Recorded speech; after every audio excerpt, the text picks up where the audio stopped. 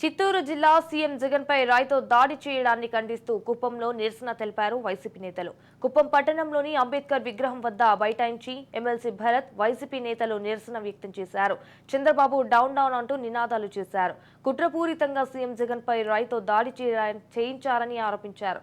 ఎన్నికల్లో ఓడిపోతామనే భయంతో చంద్రబాబు ఇలాంటి కుట్రలకు పాల్పడుతున్నారని ఎమ్మెల్సీ భరత్ మండిపడ్డారు.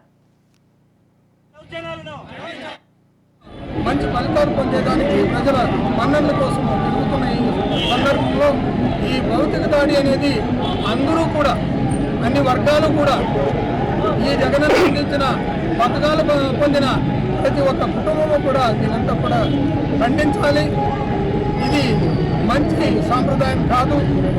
మంచి చేసే వాళ్ళని మంచిగానే చూడాలి.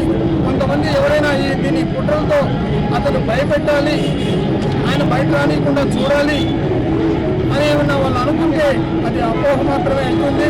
ఎందుకంటే జగన్తో మేము అతను రాజకీయాల్లోకి ముందు నుంచి కూడా ఆయన పంతానికి మారిపోయారు జగన్మోహన్ రెడ్డి గారు. రాబోయే ఎన్నికల్లో